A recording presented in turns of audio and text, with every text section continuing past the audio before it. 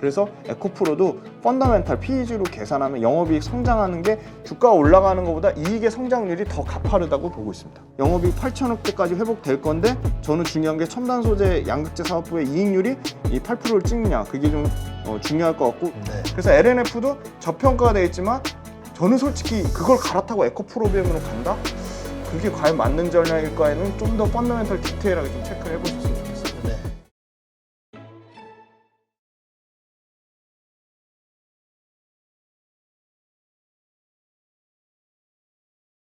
이번에는 그 에코프로 관련해서 또 한번 살펴보죠.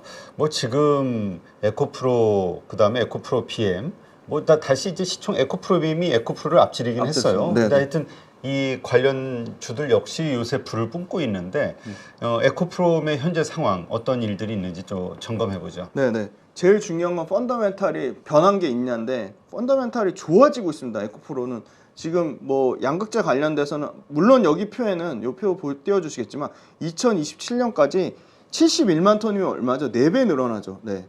근데 71만 톤 요것도 에코프로에서 밝힌 건 우리 1년 앞당기겠다고 했습니다. 네. 27년까지 71만 톤을 하겠다고 했고요. 전구체요. 이거 전구체 말씀드리죠. 전구체랑 리튬이랑 결합되면 요게 양극재가 되는 거고. 야, 그럼 전구체는 뭐야? 네, 전구체는 어려운 게 아니고요. 요게 니켈, 코발트, 망간을 혼합시켜서 침전시켜서 건조한 게 전구체입니다. 네. 그러니까 리튬이 포함이 안 돼 있죠. 그래서 요 전구체가 계속 주목받고 있어요. 왜? 양극재는 그 캐펙스가 단기간에 너무 급격하게 늘어나서 캐펙스에 물론 이것도 그 증권사 추정치입니다. 성장률이 급격하게 둔화된다. 이건 어느 정도 일리가 있는데 성장률 둔화 문제는 이제 너무 과도하게 성장률이 둔화된다고 잡은 게 문제고요. 그건 이제 실제적으로 양극재 업체들이 캐펙스가 얼마나 실제 회사에서 밝힌 게 중요합니다. 그게 계속 체크 포인트고요. 그거 체크 계속 해드릴 거고요. 그럼 전구체를 왜 말씀드리냐? 양극재 대비해서 전구체는 지금 캐펙스가 15% 정도 수준밖에 안 됐다는 겁니다. 그러니까 이게 6배, 7배 이렇게 성장해야 정상적인 수준이 된다는 거거든요. 그러니까 침투율 자체가 15% 정도 수준밖에 안 됐다.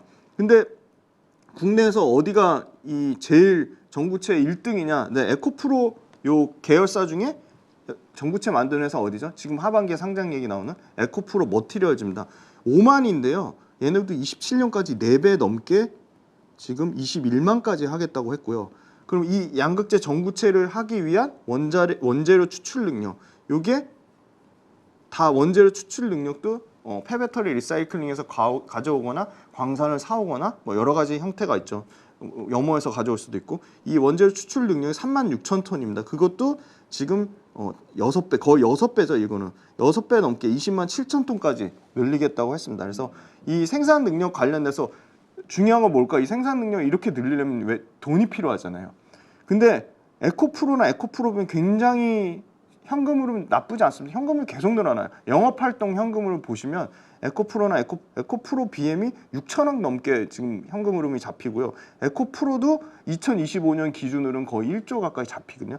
그럼에도 불구하고 외부에서 싸게 저리로 조달받을 수 있는 거죠. 그래서 에코프로도 그렇고 에코프로 BM도 그렇고 에코프로 이노베이션도 그렇고 그 전환사채 발행한 게 채권 발행한 게 굉장히 다 성공적으로 그걸 받았죠. 그래서 그거 관련돼서 에코프로는 지금 제일 중요한 게 캐펙스 투자가 잘 이루어지고 있고 그 다음에 그 차세대 양극재 관련돼서 잘 개발하고 있고 그게 심지어 아마 제일 빠르면 24년 말이나 25년도에 양산될 거라고 보고 있고요.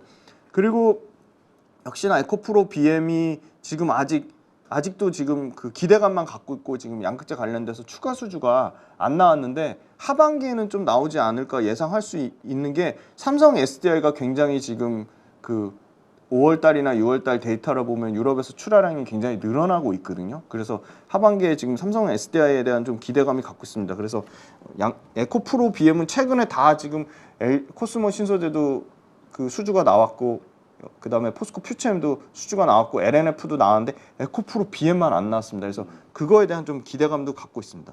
그리고 에코프로 이제 요건 연간 실적을 가져왔는데 2분기 거까지 지금 반영된 실적입니다. 매출은 지금 올해는 10조 넘을 것 같고요. 내년에 한 12조 5천억, 내후년에 17조 4천억까지 늘어납니다. 그래서 매출 성장률이 뭐 원자재 단에서는 지금 40% 넘는 성장률이 나오고 있고요.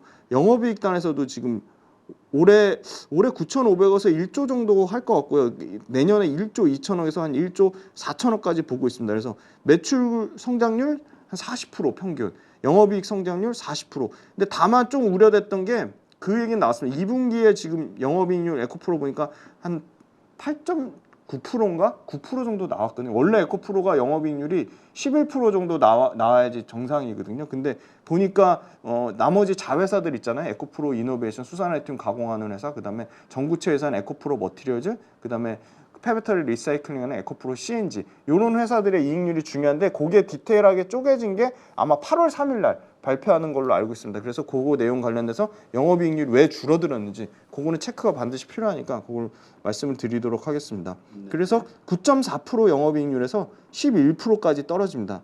근데 PER이 왜 이렇게 늘어나냐? 64배에서 131배로 늘어나냐? 지금 순이익을 얘네가 지금 네이버 평균치, 그래서 네이버 평균이 안 맞다고 하는 게 순이익을 23년도 대비해서 25년에 반토막을 내놨거든요. 그래서 요거는 좀 확인이 필요해 보이고, 그래서 제가 변형 PEG로 구한 걸로 봤을 때 변형 PEG는 EV EBITDA 값도 네이버 금융에 다 나옵니다. EV EBITDA 요거를 영업이익에 영업이익이 이렇게 지금 50%, 48% 성장하고 있으니까 영업이익의 성장률로 나눴습니다. 원래는 PER을 그 EPS 한 주가 벌어들이는 주당 순이익 성장률로 나누는데, 그렇게 하면 이게 지금 얘네가 순이익을 마이너스로 잡아가지고 이렇게 계산했을 때 이것도 똑같이 1을 기준으로 하면 내년에 24년에 0.7배, 25년에 0.6배 이 정도 나옵니다. 그래서 에코프로도 펀더멘탈 PEG로 계산하면 영업이익 성장하는 게 주가 올라가는 것보다, 그러니까 주가 올라가는 것보다 이익의 성장률이 더 가파르다고 보고 있습니다. 그러니까 지금 이게 가보지 않은 길이라 네. 이 원자재 가격, 리튬의 네, 어떤 맞습니다. 가격하고 이게 모든 게 연동되다 보니까 네. 이게 최고점 아니면 지금 하락하는 추세, 네. 뭐 여기에 대한 평가들로 이게 계산이 확 달라지는 것 같아요. 네네. 그래서 지금 그 4월달, 5월달에 그 레포트 뭐 45만 원 뭐 간다. 그다음에 삼성증권에 뭐 그 뭐라 그러죠? 에코프로 지금 뭐 40만 원까지 아주 바닥으로 본 증권사들도 6개월 뒤에는 이 업데이트를 해야 되거든요. 그래서 그거 업데이트 어떻게 나오는지 좀 지켜봐야 될 것 같고, 사실은 이거는 직접 제일 중요한 건 에코프로가 가진 핵심 자회사 에코프로 이노베이션, 수산아이템 가공하는 에코프로 이노베이션, 에코프로 머티리얼즈, 전구체 만드는 에코프로 머티리얼즈, 그 다음에 폐배터리 리사이클링하는 에코프로 CNG, 그 다음에 상장돼 있는 에코프로 HN, 이런 회사들, 핵심 똘똘한 자회사들의 5가지 그 에코프로 BM까지 이 5개 자회사들의 지분 가치를 계산해 보시면 돼요. 왜냐면 회사에서 다 우리 2027년까지 71만 톤 할게, 전구체 27년까지 21만 톤 할게 다 밝혔잖아요. 그거를 톤당 가격 얼마로 계산해 보시면 됩니다. 네, 알겠습니다. 하여튼 이거와 관련된 그 서로의 계산법이 달라서 시장에서 충돌하면서 너무 감정적으로까지 맞습니다. 네. 하는데 그럴 필요는 없을 것 같고요. 근데 사람마다 생각은 다 다른 거니까 무조건 내가 옳다라고 주장하는 것보다 저런 의견도 있구나. 대신 좀 우리가 관찰자의 입장에서 대신 거기에서 무조건 믿기보다는 이렇게 좀 따져가면서 자신이 믿고 있는 바에 따른 그런 액션을 취하면 되겠죠. 네, 진짜 중요한 말씀 해주셨는데요. 그 주식 투자로 성공하시려면, 제가 성공했다는 얘기는 아니고요, 사고가 굉장히 유연하셔야 돼요. 내가 보고 싶은 것만 보고 듣고 싶은 것만 듣고 이렇게 딱 시야가 좁으시면요 절대로 주식 투자를 성공하실 수 없습니다. 그리고 이게 넓어지시려면 다른 사람 의견이 틀리더라도요 그 사람의 논리적 근거가 어떤지, 제일 중요한 게 이게 들어서 이유가 합당한지 타당한지 그걸 보셔야 돼요. 물론 수산화 리튬에 대해서 과도하게 까는 건 이제 너무 공부를 많이 하셔서 이게 잘못됐다는 걸 아시잖아요. 근데 비난하시기보다는 그 사람 상대편 논리도 좀 잘 근거를 잘 들어보시길 좀 꼭 좀 부탁드리겠습니다. 네, 하여튼 그 월가의 그 대가들, 투자자들 그 와서 말씀하시는 거 보니까 항상 그 책을 읽으면서 다른 사람들의 의견에 대해서 항상 관찰자로서 이렇게 양쪽의 의견을 네, 들으려고 하는 네, 네. 그런 노력들을 한다고 하는데 하여튼 이게 쉽지 않죠. 우리가 이게 감정을 조정한다는 게 그렇고 좀 어려운 일이고 참 안 좋게 보시는 분들은 안 좋은 논리만 가지고 그냥 맞습니다. 또 이쪽을 그렇게 맞습니다. 보고 정확합니다. 또 좋게 보시는 분들은 또 좋은 이쪽 논리만 자료만 가지고 또 보세요. 이쪽을 공격. 그러다 보니까 갈등이 생기는데 하여튼 관찰자 자세로 우리가 시장을 좀 바라보죠. 자, 그 다음에요. 다른 양극재 업체들 실적 추정 나온 거 한번 보실까요? 요거 LG화학인데요. LG화학 표 띄워주실 건데 LG화학도 저는 영업이익률이 계속 좀 회복이 될 거라고 보습니다. 왜냐하면 LG화학이 1분기 때 양극재 영업이익률 8% 1등 했습니다. 1등. 다른 회사들 5% 나오고 심지어 포스코퓨처럼 1.8% 나올 때 압도적으로 영업이익률 8%대 나왔고요. 요게 그냥 현상 유지만 하면 지금 5.4% 잡아낸, 물론 이거는 석유화학사업부가 흑전하는 거 포함입니다. 5.4% 영업이익률 개선될 거라고 보고 매출단에서는 15조 다시 매출대 회복이 될 거라고 보고 있습니다. 그리고 영업이익 8천억대까지 올라올 거다. 물론 LG화학도 그 LG 엔솔의 지분 가치 이것도 지금 뭐 한 2조 정도 적립 사실 무근이라고 계속 이슈는 되고 있지만 81.8% 요게 연결로 실적 잡히는 거 빼고 나머지 사업부 역시나 첨단서재 사업부 양극재 사업부가 심지어 하반기에 실적이 좋을 경우에는 양극재 사업부의 이익만 석유화학 사업부를 뛰어넘을 것이다라는 얘기가 있어요. 이 LG 엔솔의 지분 가치 합산을 안 하더라도. 그래서 굉장히 첨단 소재 양극재 사업부에 대한 기대감이 높다. 그거는 뭘로 할 수 있냐? 요 표를 보시면 3대 신성장 동력 투자 발표했잖아요.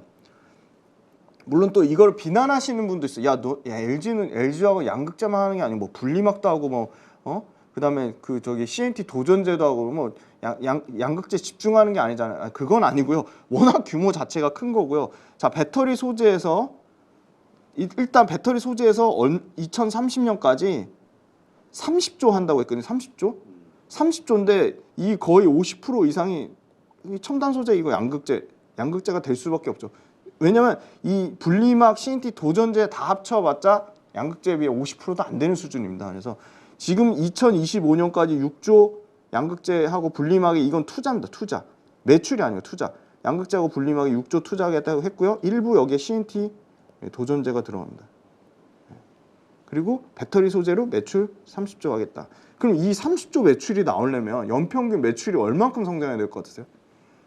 못해도 이거 40% 이상 성장을 해야 됩니다. 양극재 사업부만 말한 겁니다. 첨단 이 화학하고 이쪽 신약 쪽 뺐습니다. 그래서 이게 이 장기 그림이 그려져 있다. 그리고 저는 이 LG화학의 이 CEO 경영 리더십 굉장히 중요한데요. 저는 이분 신학철 부회장님 이분이 굉장히 물론 LG화학 주가가 다소 부진하긴 합니다. 근데 부진하긴 해도 LG화학 주가는 반드시 펀더멘탈에 수렴이 된다고 보고 있고요.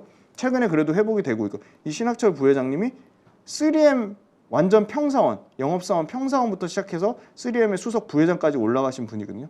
이분의 저는 경영 리더십이 엄청나다고 보고 있고요. 그게 분명히 LG화학에 반영이 순차적으로 계속 반영이 될 거라고 보고 있습니다. 그 경영 리더십 굉장히 중요합니다. 아무래도 활발하게 그 외부 활동하면서 이거를 주가를 부양하려는 의지가 있으신 분이 당연히 그 회사의 주가는 긍정적으로 보고 있고요. 그런 외부 활동 측면에서 이 신학철 부회장님 굉장히 활발하게 활동하시는 걸로 알고 있고요. 그래서 LG화학은 올해 2분기에 실적이 영업이익 8천억대까지 회복될 건데 저는 중요한 게 첨단 소재 양극재 사업부의 이익률이 이 8%를 찍느냐 그게 좀 중요할 것 같고 요것도 LG화학도 2주 안에 아마 실적이 나올 것으로 예상이 되기 때문에 또 그때 업데이트 해드리도록 하겠습니다. 네, 아마 그런 기대감들 하실 거예요. 뭐냐면 그 에코프로 지주사 그 관련된 그 양극재 회사들 가지고 있고 거의 포스코홀딩스 그다음에 LG화학도 LG에너지 솔루션의 지주사이면서 이런 직접 사업을 하고 있다. 그러면 이것도 포스코홀딩스 다음에 이런 생각하시는 분들 맞죠. LG화학도 일종의 지주사 개념을 충분히 볼 수 있죠. 그래서 어떻게 보면은 포스코 홀딩스가 주춤하면 다음 타지로 LG화학이 또 왜냐면 LG화학 워낙 펀더멘탈이 탄탄한 우량주이기 때문에 진짜 LG화학의 공매도는 어떤지 나와 있어요. LG화학 공매도 있습니다. 보여드리겠습니다. 한번 봅시다. LG화학 공매도 먼저 한번 체크하고 갈까요? 중요한 질문 해주셨습니다. 만만치 않습니다. 진짜 이 공매도가 있잖아요. 이게 참 돌아가면서 그냥 2차 전지 안에서 계속 쳐요. 삼성전자가 최근 3등까지 올라갔다 급격하게 떨어진 삼성전자 급격히 떨어진 그 사이를 다른 양극재 업체들이 치고 올라갔거든요. 보시면 샀다 공매 쳤다 갚았다 왔다 갔다 합니다만 추세 자체로는 요 빨간 게 더 많이 보이실 거예요. 네, 빨간 게 더 많아요. LG화학도 열심히 치고 있습니다. 추세 자체로는. 그래서 제가 매매 비중을 봤을 때 거의 한 7, 8%까지 7, 8%대에서 안 빠지고 있거든요. 그러니까 하루 매매에서 차지하는 비중 자체가 그러니까 적지 않은 물량을 공매를 치고 있습니다. LG화학도. 네, 그렇군요. 자, 그다음 이제 그 LNF도 실적 추정치가 나와서 요새 LNF도 상당히 많이 좀 올라왔어요. 아니 뭐 심지어 코스피 이전 에코프로그램 이전 상장 이야기 나오면서 이전 상장 얘기가 나오면 그건 사실 무근으로 아직 확정은 아닌데도 그거에 대한 기대감을 좀 올라갔죠. 검토는 해본다. 네, 뭐 검토해본다 정도 수준입니다. 그래서 그거는 팩트 체크가 필요해 보이고, 자 LNF 같은 경우는 제가 이제 네이버 금융의 이제 실적 추정을 계속 이제 업데이트를 하려고 보면 실적 추정치가 좀 다소 조금 줄어드는 측면이 있더라고요. 그래서 그게 조금 LNF 주주 입장에서는 좀 걱정이 되실 것 같고, LNF도 1분기 영업이익률이 급격하게 좀 나빠졌거든요. 근데 그 LNF는 요거 HS 양극재도 딱 이 HS 코드가 있습니다. HS 코드 양극재 HS 코드 쳐보시면 한국 무역 통계 트라스라고 있습니다. 여기서 시, 군, 구까지 넣을 수 있거든요. 그럼 대구를 넣으면 이건 100%다 LNF 데이터거든요. 이 HS 코드 쳐가지고 대구 요 데이터를 보시면 6월달 말고 5월달에 엄청나게 잘 나왔거든요. 수출 데이터가 6월달에 좀 다소 꺾였고요. 이제 7월달 또 업데이트 해야 되는데, 그래서 중요한 건 출하량 LNF도 출하량은 늘어나고 있어요. 지금 Q는 늘어나고 있어요. 근데 LNF뿐만이 아니고 양극재 업체들 전반적으로 계속 판가가 빠지니까 그거에 대한 우려감에 영업이익률이 꺾였는데 2분기부터는 다소 좀 영업이익률이 올라와서 4%대 예상을 하고 있고요. 영업이익으로는 한 700억대 정도 예상을 하고 있습니다. 영업이익 700억대. 매출은 계속 사상 최대 실적 찍을 거로 예상하고 있어요. 지금 1조 6천억대까지 매출 보고 있어서 LNF도 사실은 뭐 에코프로비하고 포스코 퓨처엠에 비하면 뭐 상승률이 뭐 오히려 마이너스니까 너무 상대적인 박탈감이 크실 것 같은데 고민을 많이 되실 것 같아요. 지금이라도 에코프로비엠을 갈아타냐, 포스코 퓨처엠을 갈아타냐. 그 투자의 아이디어 관련해서 좀 역발상 하시는 분들도 있어요. 지금 그 테슬라하고의 그 높은 그 거래 관계 이게 이제 약점으로 보이잖아요. 그 테슬라하고 장기 계약도 못 하고 있고. 근데 반면에 이 전기차 이번에 테슬라 실적에서 나왔듯이 앞으로 전기차가 몇 개 업체만 살아남는 거 아니냐. 그랬을 때 뭐 가장 1등으로 살아남을 업체를 테슬라로 보니까 결국 계속 성장하는 이 테슬라와의 관계를 가지고 있는 LNF 중장기적으로 좀 좋지 않겠냐. 이런 시각을 가진 분도 있더라고요. 그 포스코 퓨처엠이 에코프로 BM 말고 다른 양극재를 좋게 말하면 욕하시는 분들 굉장히 많으신데, 욕을 먹더라도 저는 솔직하게 말씀드리면 LNF 회사 자체의 펀더멘탈이 전혀 에코프로비엠한테 꿀린다고 생각하지 않습니다. 오해하지 마세요. 저 LNF 한 주도 없고 에코프로비엠도 한 주도 없습니다. 근데 LNF 자체가 너무 에코프로비엠이나 포스코 퓨처엠에 대해서 과소한 평가를 받는 것 같아요. 심할 정도로. 그리고 기술력으로 따져도 양극재 기술력 에코프로비엠이나 LNF랑 차이가 없습니다. 거기서 하이니켄 양극재 어떻게 보면은 뭐 물론 저는 LNF IR 담당자랑도 통화해보고 에코프로비엠 양극 담당자랑도 통화해봤지만 서로 자기네들 기술력이 세계 최고라고 해요. 서로 검증된 바 없어요. 근데 LNF가 상당히 이 공정 기술에 굉장히 특화돼서 이 에코프로비엠이 하지 못하는 공정 기술에 굉장히 특화를 가지고 있고 그런 장점도 있고, 다만 이제 캐펙스에 워낙 차이가 많이 납니다. LNF는 좀 굉장히 보수적으로 해서 지금 물론 2026년까지 43만 톤 하겠다고 했는데 포스코 퓨처엠하고도 거의 30만 톤 넘게 차이 나고요. 그다음에 에코프로비엠하고도 30만 톤 가까이 차이가 나고. 그러니까 캐펙스가 결국 매출이거든요. 매출인데 그런 측면에서는 NLF는 좀 더 공격적으로 투자를 해야 될 것 같고, 테슬라 단일 고객사에 대한 의존도가 높다는 건 말씀하신 대로 그 동전의 양면 같은 것 같습니다. 굉장히 뭐 장기적으로 봤을 때는 테슬라가 계속적으로 사실 1등 자리를 유지한다는 저는 보장이 없다고 보고 있거든요. 완성차 업체들이 자기들의 헤게모니를 쥐고 있어서 그걸 내려놓지 않아서 전기차를 공격적으로 출시를 안 한 거지. 이제는 뭐 폭스바겐만 해도 지금 2030년까지 완전히 친환경차를 안 바꾸면 벌금 3조를 내야 되거든요. 연간 3조입니다. 벌금만. 그래서 그 단기간에 뭐 테슬라 가격, 차 가격 뭐 떨어뜨리고 올리고에 우려하시는 거 분들이 많은데, 오히려 테슬라가 공격적으로 가격을 낮춰가지고 전기차 판매가 더 물량 자체가 늘어나면 그렇지. 거기에 들어가는 소지업체 입장에서는 손해볼 거는 아니라고 보고 있습니다. 네. 그래서 LNF도 저평가가 돼 있지만 저는 솔직히 그걸 갈아타고 에코프로비엠으로 간다? 그게 과연 맞는 전략일까에는 좀 더 펀더멘털 디테일하게 좀 체크를 해보셨으면 좋겠습니다. 네, 알겠습니다. 이럴 때 가장 뭐 욕하는 분들도 많지만 네. 가장 그 중립적으로 네. 그런 얘기하죠. 네이버를 살까 카카오 살 때 반반 사. 아, 네네네. 그거 좋은 전략 같습니다. 네. 근데 네. 비중 조절을 해야겠죠. 아무래도 에코프로비엠이 주도주니까 에코프로비엠 7, LNF 3 이렇게 뭐 이런 전략을 하시는 게 좋겠죠. 네, 알겠습니다. 참고하시기 바랍니다.